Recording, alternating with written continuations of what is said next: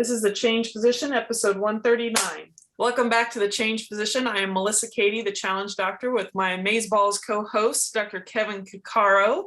And in this episode, I plan on putting him in the hot seat for questions. The hot seat. The hot seat. The hot seat. No, today, first of all, how are you doing today? I am well. How are you? There's only one Amazeballs person in this podcast, and that's you. No, it's not. Yeah, are we saying? Oh, I guess we're thinking abundantly when it comes to Amazeballs. There's Amazeballs everywhere. Hey, there's do you feel like a half Amazeball or a full Amazeball today, or where are you sitting on your Amazeballs day? You don't want to sit on your Amazeballs because that gets uncomfortable. So. Well, let's try to take it out of the physical realm. Well, let's just start off here because I wanted to ask you about something that I think would be beneficial for the audience to hear, because sometimes we can feel very, despite having people around us, a lot of times our jobs, our careers, we might feel kind of isolated and alone and kind of the tribulations that we have to go through, especially when we are kind of evolving in our career and we start thinking about, is this where I want to be? Do I want to change how I'm practicing? Or you have come to some realizations as you learn more about the medicine you're practicing, which I think is where this lends into your story. I just think it'd be helpful if people understand that sometimes we come to a crossroads and realize this may not be what I thought it was. And especially I think a lot of medical students are pretty naive as to really the system that they're going to be playing into. So I thought it might be nice for people to kind of have just a kind of a generic or just a brief introduction into kind of your background that led into this moment of a crossroads for you. And we can call it all these kind of words of cognitive dissonance and the feelings and emotions you were going through, and we can find other terms for that. But do you mind giving a little background for the listener to enter into that realm? Yeah, sure. So we gave our physician stories way back, I think in episodes like 2 or 3 or something, but that's a long time ago now. So my background, I was interested in medicine, started actually in college late. I never intended to be a physician. It was always last on my mind, but I actually worked in a restaurant and I really enjoyed helping people feel good through the meal process. And interestingly, I looked at the life of restaurant workers and particularly the managers there and said, they work way too hard. What else can I do? And medicine came up. I still think we work less than people in the restaurant industry do. So kind of got interested in there, decided to apply for medical school. I made the weird choice of kind of thinking about the people who were openly applying to medicine. And I decided it just didn't seem like people I liked. And this was completely false, folks. This was me in college who was using really superficial judgments and not getting a lot of data. But I'm like, I don't know if I like these people. They seem kind of cocky and arrogant and everything. So I wasn't sure where I wanted to apply and looked around. And then I had this idea of holistic health and things. So what I ultimately end up is I stumbled upon osteopathic medicine, and it hit all the little buzzwords for me, and it became like, oh, this is what I want to do. Followed around an osteopathic physician for 2 years, really enjoyed him, thought I knew I was getting into, thought I wanted to be actually a family practice doc in a small town, and got accepted and went off to Chicago. And while I was there, still kind of thinking primary care, they had this kind of romantic vision of being the small town doc. Really not forgetting that I'm a pretty private person. So that comes up if you're in a small town. Anyway, then started kind of, go through your first 2 years, you're doing all this stuff. And then I get into clinicals, and my first 2 rotations, somehow I got on internal medicine and I hated it. Like this is awful. Like I couldn't stand it. Kind of stumbled into anesthesia pretty early on my surgical, because I ended up, I did internal medicine, then I did my surgical kind of couple months. And anesthesia was my I don't know how you, I can't even remember how you did it, whatever you picked. I picked anesthesia for like a 2-week block and really, really liked it. But it had a lot probably to do with the fact that I hated internal medicine so much. So I went into anesthesia. And then when I was doing some of my anesthesia rotations, I had an opportunity to go to a pain clinic. And I thought it was really cool with the procedures. And I always kind of been interested in sort of psychology and thought it was all coming together. Went and did my anesthesia residency, kind of fell away from pain for a little bit, then came back into it, did a pain fellowship. And again, all the stuff like, there was a lot of stuff you liked about, I thought about pain, that there's procedures, there's something inherently cool about doing procedures. There's a sense of control, there's a sense of autonomy, and it just, they're sweet when you know, not a lot of people get to take a 6-inch needle and direct it in next to a spinal nerve. You simply don't, you know, a lot of people don't do little small surgical procedures. And so there's an ego part to it. Did that. There was some problems I saw because of the inconsistencies I would place. And even when I was in fellowship, for sure, there was inconsistencies that just didn't seem to make sense. How could some people just had completely different reactions? And so rather than kind of probe that a little bit more, the option was, we'll just put people through a bunch of different things, like the grab bag of options. Went into the Navy, and the Navy was a fantastic practice environment because we had 6 other fellowship trained pain docs, which almost nobody can talk about unless you're at a large center. And, you know, again, all fellowship trained, all from pretty good institutions. And again, everybody did things completely different. And again, seeing us in this sort of what's supposed to be a scientific field, and you do things and you get these completely inconsistent results. And I have always wanted to do things so I can help people get better, not because, you know, they may be fun to do, but always in the back of the mind is, well, what is the purpose of this? Am I actually helping this person while I'm subjecting them to harm, or am I not?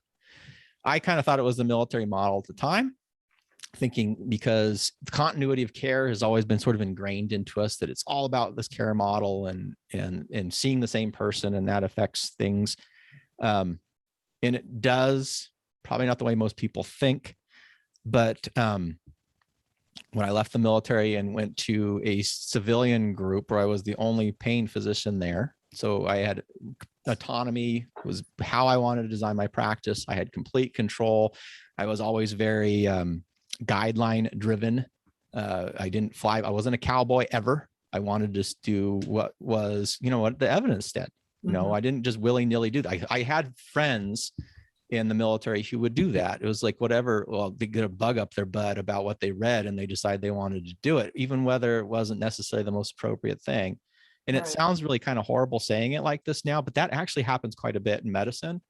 And I do think that has more to do with our ego rather than actually the kind of the humility of following whatever the evidence says. Anyway, long story short, I thought, you know, me being the arrogant physician that I was, that now that I was in my perfect role and I was seeing my patients and I was following very aggressively and I was being very conservative with the interventions that I did, that my outcomes were going to be amazing and that I would finally see this sense of consistency. I mean, I was now choosing the right people for the right procedure at the right time, which means they were going to get better and I was going to see a difference. Getting better mean off of their medications, not really seeing me anymore, going back and they're living their lives.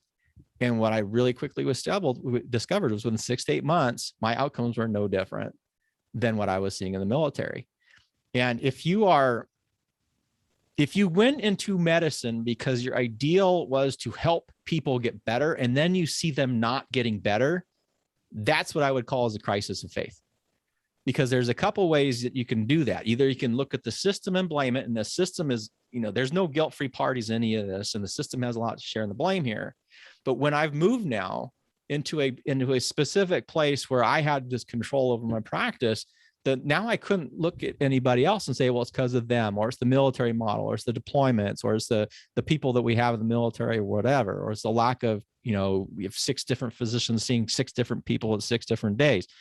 I had to only look at myself. And so you're like, well, what do I know? What I know? Am I practicing up-to-date standards? And I was fairly confident in my education. I was lucky I went to some good institutions. I had some really good mentors through practice. And so I hadn't been beaten down Like some people may have a sense of insecurity because maybe they're not comfortable there. But I had to take a couple of steps and say, well, do I know what I'm doing? And I started looking actually what the data actually says about pain, and doing it in such a way that wasn't the reactionary, they're wrong. Because this is challenging my belief patterns now. You know, in all of medicine we practice, and I, as an observer now, having gone through this, it's really interesting to me when something challenging comes up against your specific specialty, and your first reaction is that can't be true. You need to check yourself. Because this happens over and over again, in that our little belief system is going to prepare, you know, it's going to attack that. It's going to say that this is wrong. We're going to get a reaction. We're going to say, well, this is not true.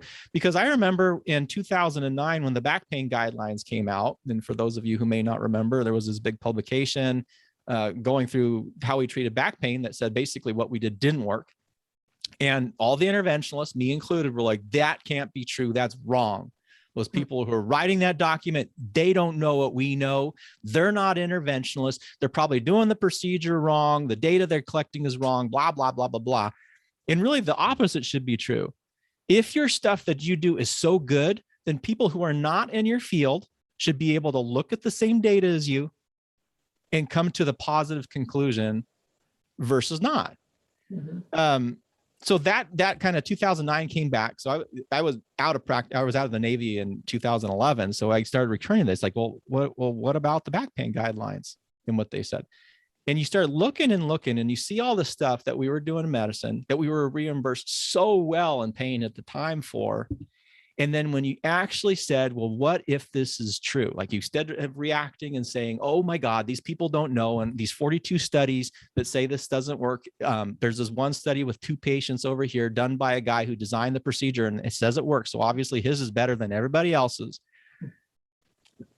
That was probably the lowest time I've ever been in my life. Because if you are now going to choose to be a scientist, you're going to choose to be a physician, you actually have to trust the data at some point. If you are not trusting the data, you are not being a scientist.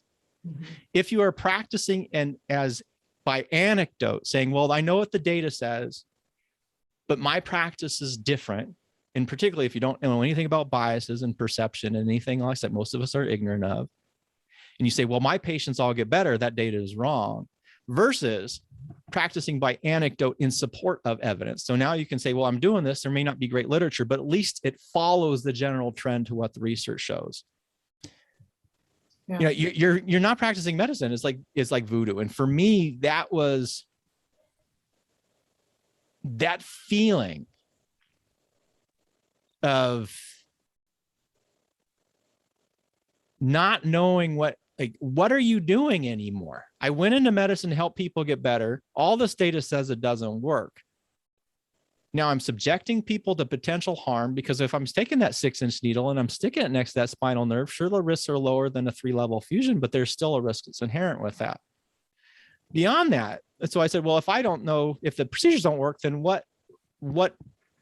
why? Like, why doesn't this work? So then I had to actually go back to the pain literature. And we've talked about that kind of surreptitiously throughout many of these episodes here. And the more I learned about pain, and the more I started looking, what are the risk factors that are involved for persistent pain? So when pain lasts, what are the big ones there? And when you see things like biomechanical pain beliefs, okay, well, if you have an idea that pain oozes like pus out of a structure, you tend to hurt more for longer periods of time. Well, what are we doing with the language when we're talking about pain with these procedures? Well, we're focusing on this idea that pain is a biomechanical construct. When we use terms like pain generators, et cetera, we're reinforcing that. When you look at things like active versus passive coping style, well, how, active coping style, things that you do for yourself or work with to grow a skill set. Passive coping style, where you're feeling helpless, there's nothing can do. You externalize that sense of control for somebody else to do something to you. Well, what are we doing with interventional procedures?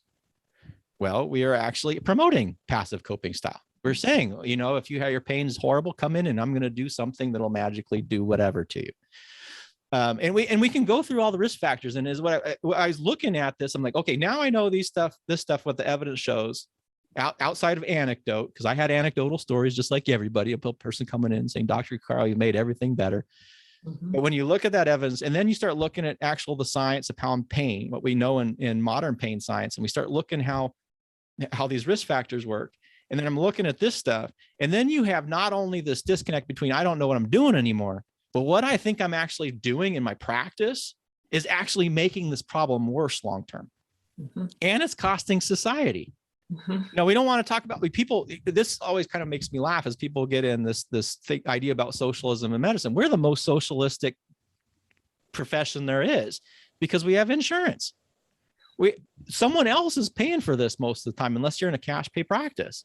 So then we have to think about, well, what about those other people who are contributing? Those other people are paying. Are we, if someone else is paying through this group aggregate of insurance money to do things to a smaller group of people that not only has no evidence to support it, is making them worse, but now it's also expensive and it's coming from another bunch of people. Now you're looking at like this socialistic kind of this process where people who are not even involved in this whole thing are paying for this stuff to get done. And it was horrible. Like, I can't think of many things that are worse than that. I went through, I was waking up in the middle of the night. I was having panic attacks. You go through this. Well, how do you do this? Do you just close your eyes? Like, I think a lot of people will say, well, we know all the bad stuff in medicine. We know all the things that are specific to our practice that aren't right, but I'm just going to close my eyes. I'm just going to pretend that it's not there. And I'm just going to do what people told me. So I did that didn't last very long because I couldn't even sustain that, where you're just like, well, okay, I'm just going to do whatever. When someone sends a consultant in, a consultant in, and they want a L5 selective nerve root block, I'll just do that, right? Whether or not I think it's actually justified. So I took away that sense of autonomy. That didn't work because really, if you're doing anything, you are ultimately responsible, and rightly so. As if a consultant had me do a procedure and I did a procedure and it didn't work, then they would often say, well, they're your problem now, because by engaging with them, they've sort of taken that role on. Yeah, so it was freaking awful.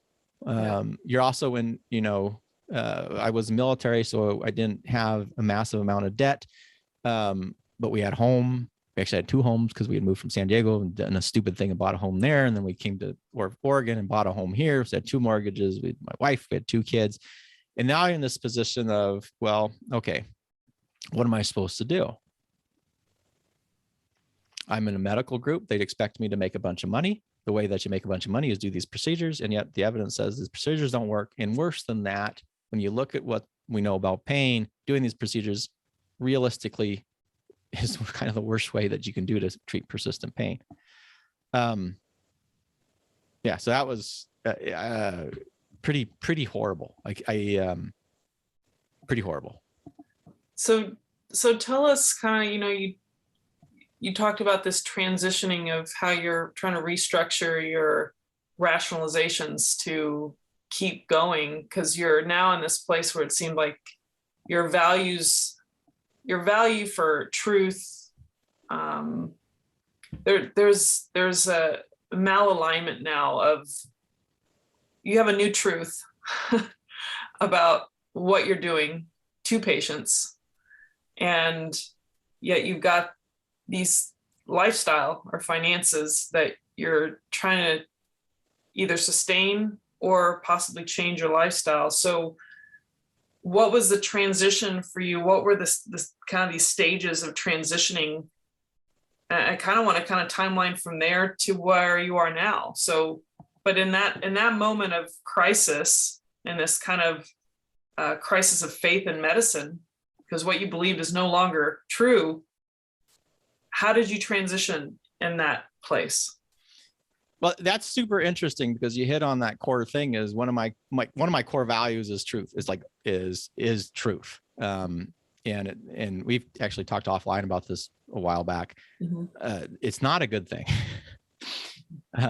because it can really kind of, it's a very rigid value in a lot of ways when you're seeking of truth. If I didn't have that core value, my life would probably be a lot different. And I can't necessarily that be right or wrong.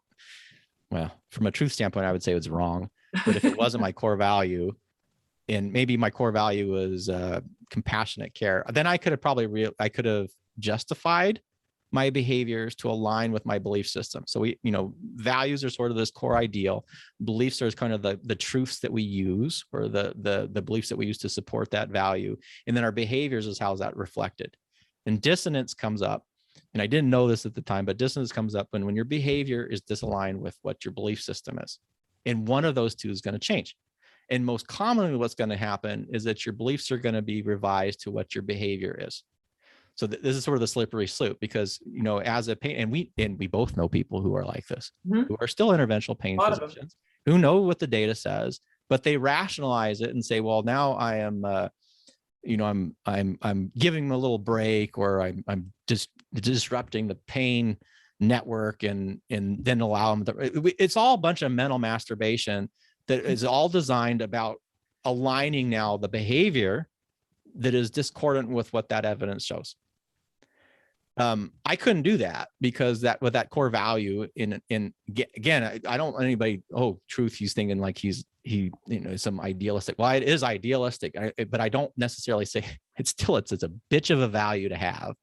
I'm still not positive it was the greatest thing in the world, but because of that kind of rigid value of truth, I couldn't revise the behavior.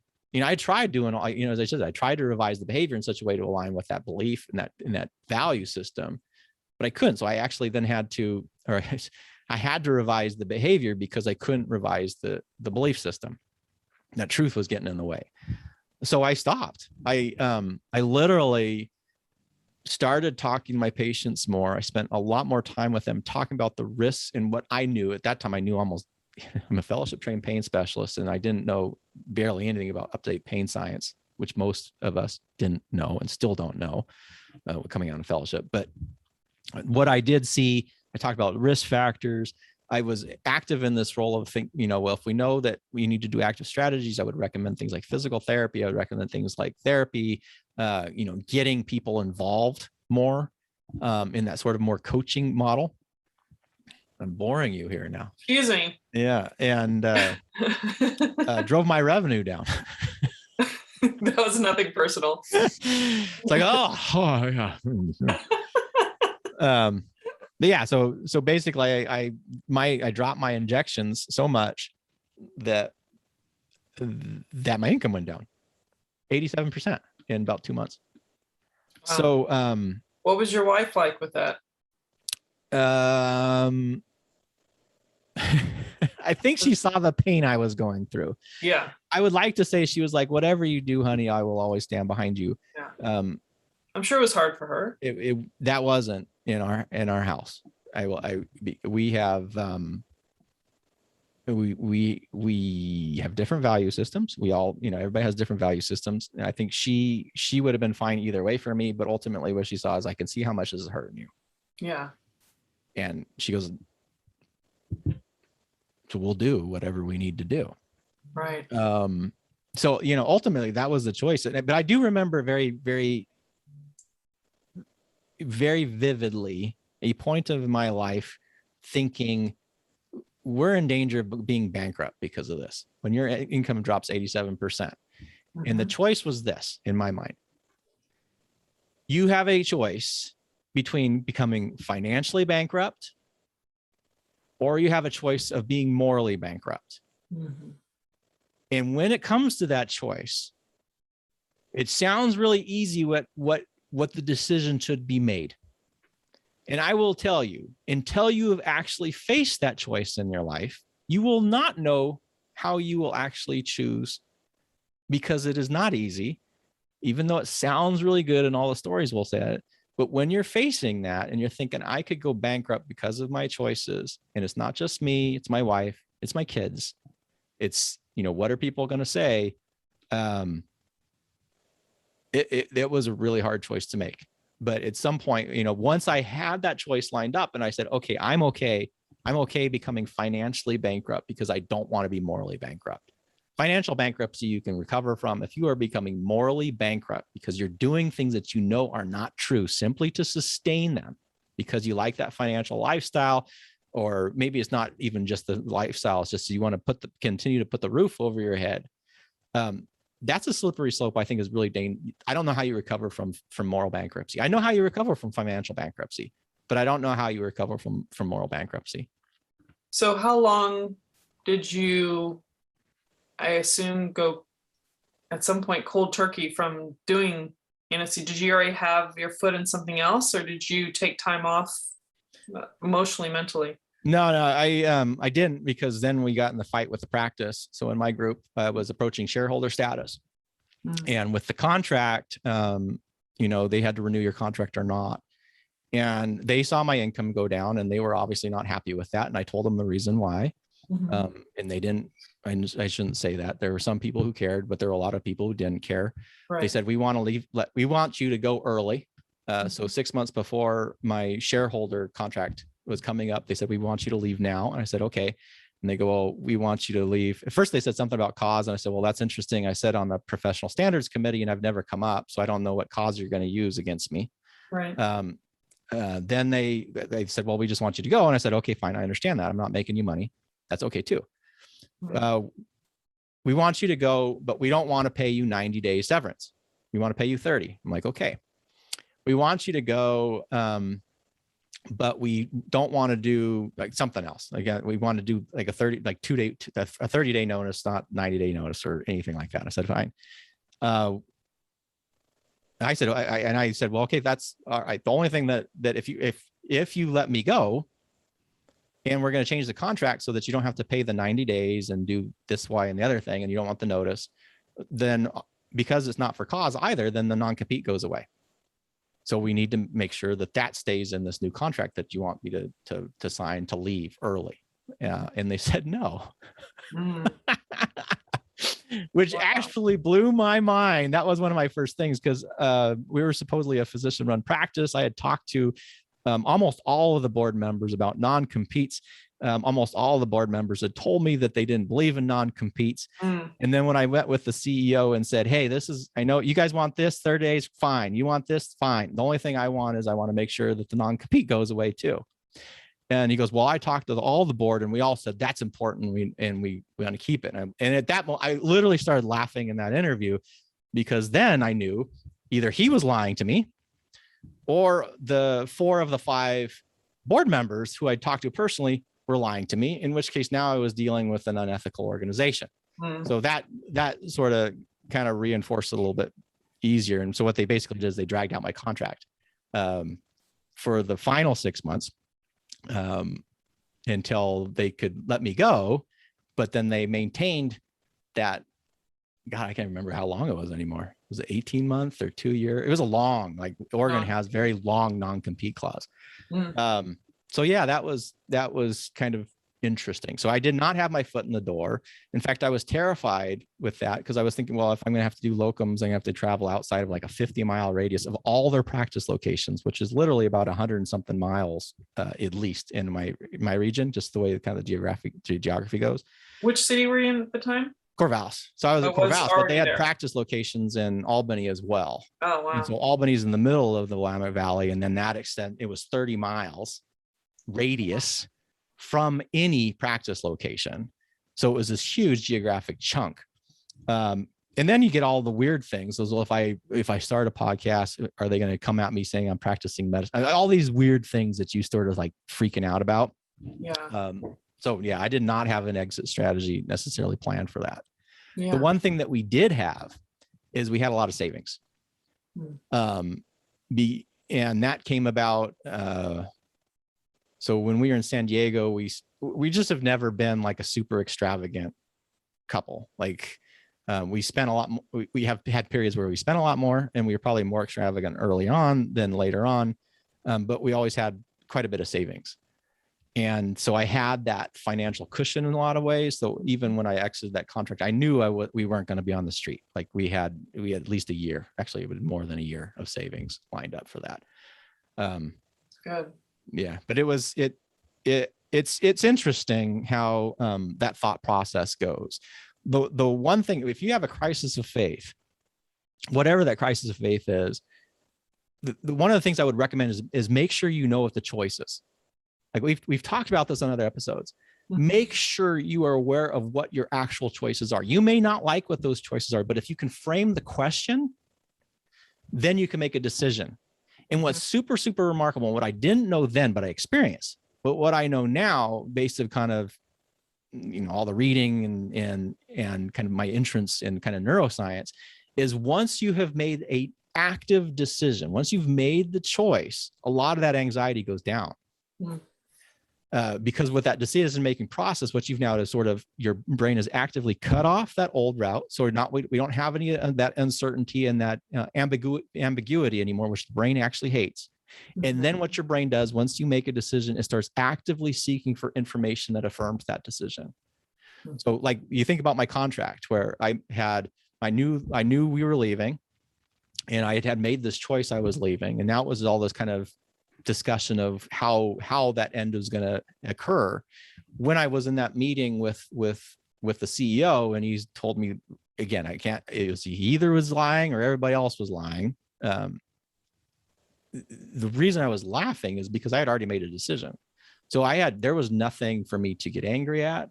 There was nothing for me to worry about. It just became, this information here reaffirms my decision for why I'm leaving this group. Does that sort of make sense on how that kind of?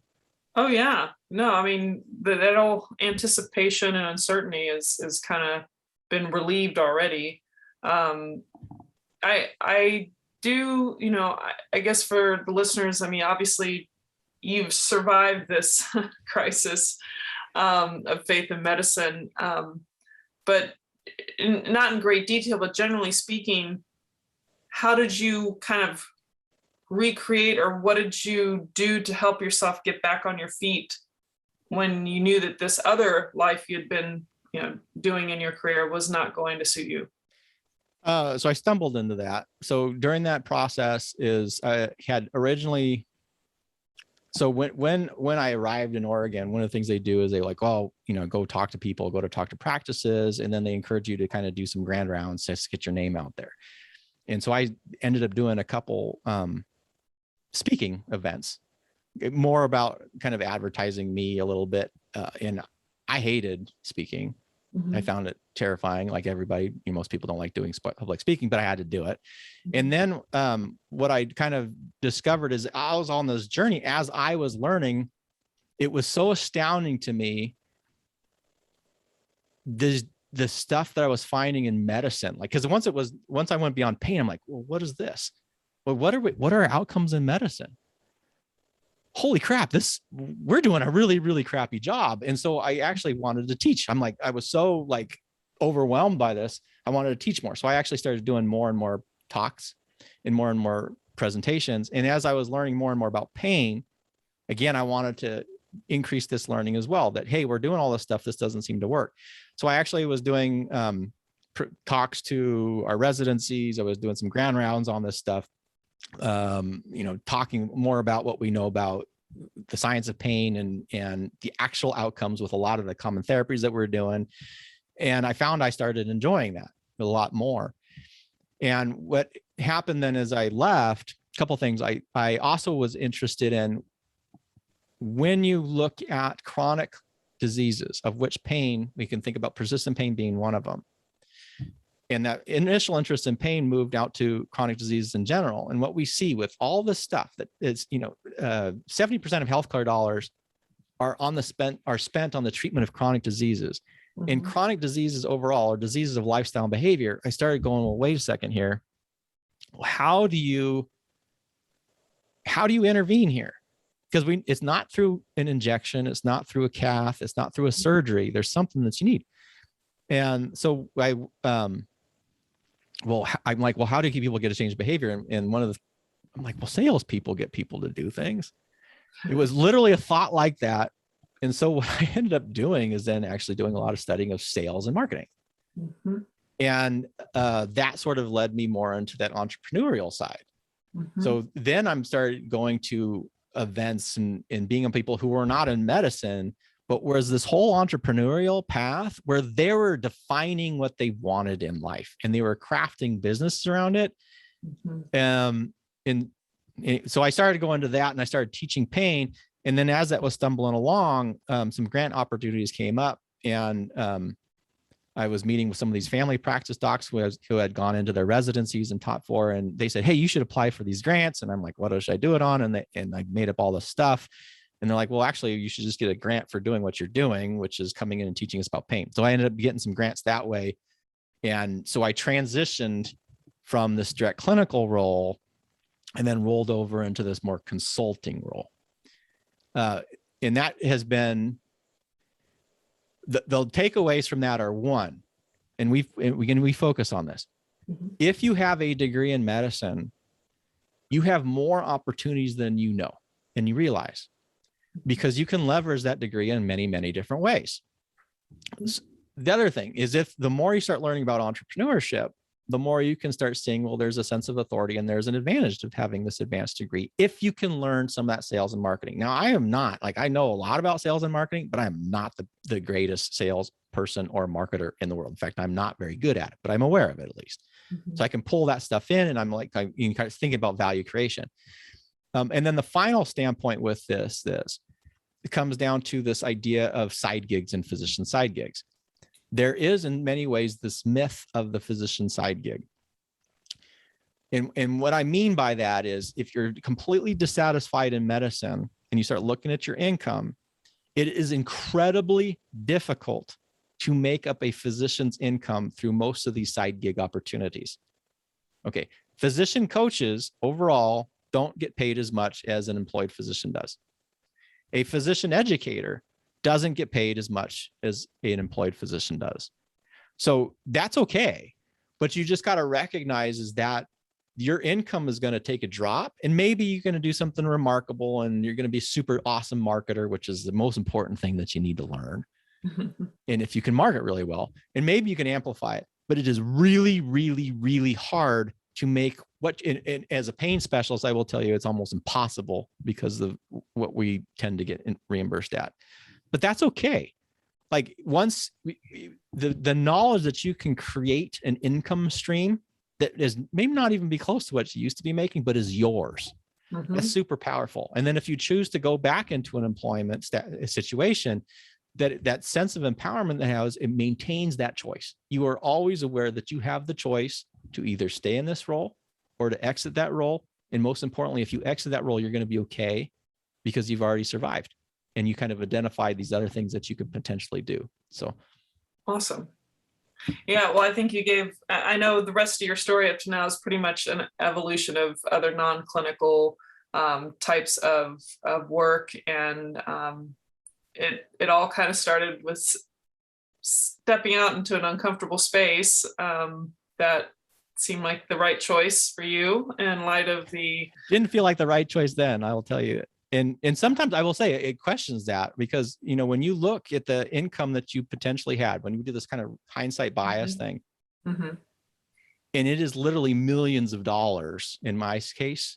Yeah. On dark days, you're like, holy crap. Was it worth it? Yeah.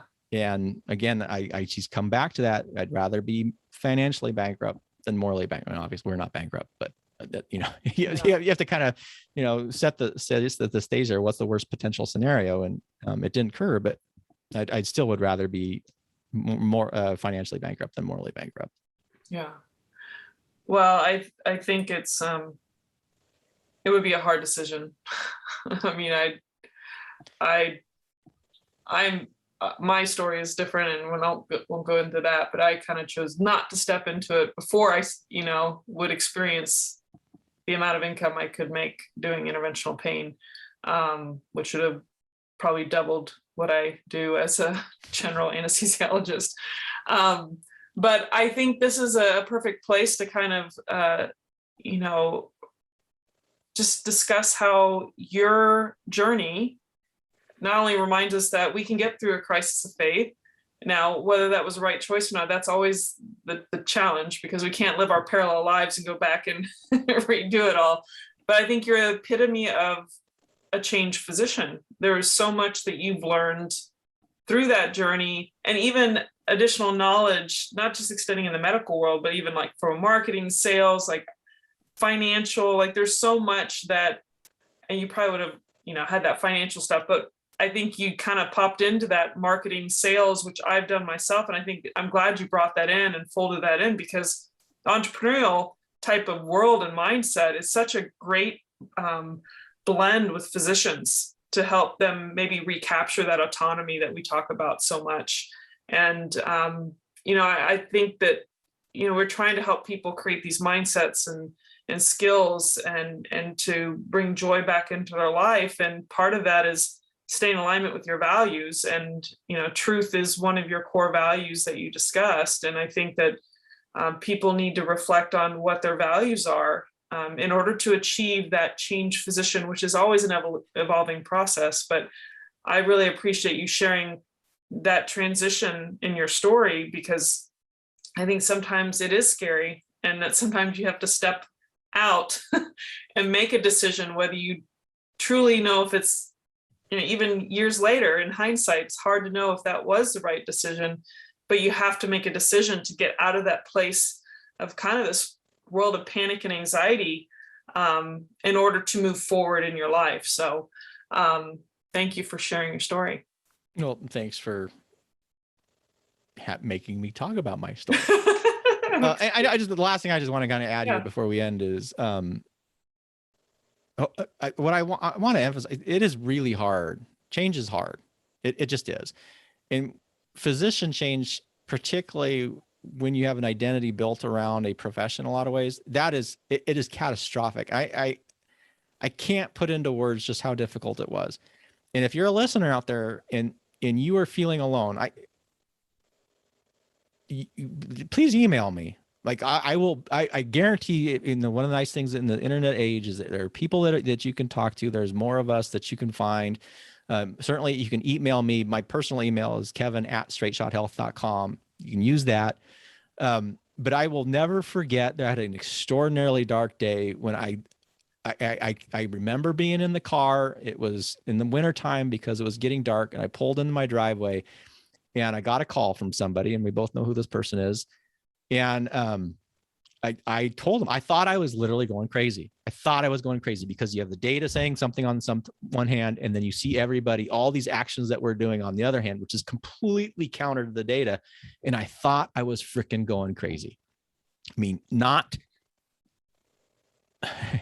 no, you're being, superfluous, or you're using hyperbole, Dr. Cuccaro. No, I literally thought I was going crazy.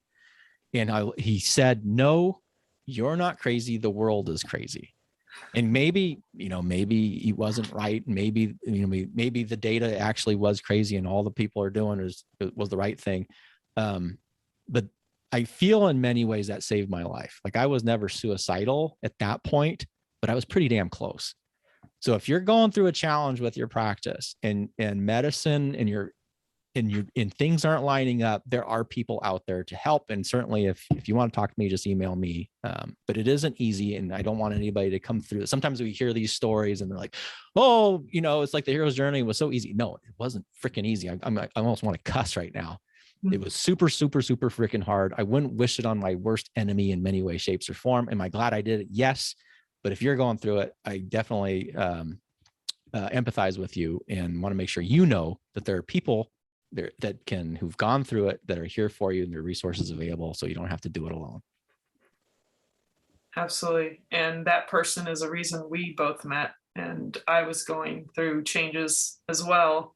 And almost just reaching out for somebody to somehow give me hope. I didn't really think of it in that way, but it was kind of what I was doing. And so that same person connected me with you, thinking that we had something in common. So obviously, yeah. And here we are years later doing a podcast together. So never underestimate the power of connection and reaching out, especially when you feel like you're all alone, especially during these times, during a pandemic. For those of you listening, definitely reach out to Kevin.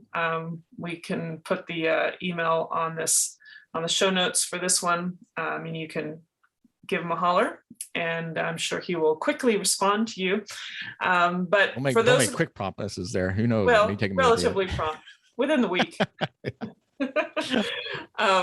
But thank you for this special episode with Kevin allowing me to put him in the hot seat and ask him about this tough transition in his life and sharing some of those details with you. And if you don't know what the Change Physician is all about, go to thechangephysician.com, join our community, whether you're a physician or a physician ally, and check out all our other podcast episodes. If you go to Instagram, you can see some trailers on some other episodes we've done with guests or just between the two of us, get an idea of the realm of topics that can be included in a physician who wants to change or find the skills, mindset, strategies to live a more fulfilling life and have a more fulfilling career. And we look forward to seeing you next episode. Again, I am Melissa Cady, the Challenge Doctor, with my Amazeballs co-host, Dr. Kevin Cuccaro, and we'll see you next time. Take care. Stay well, folks.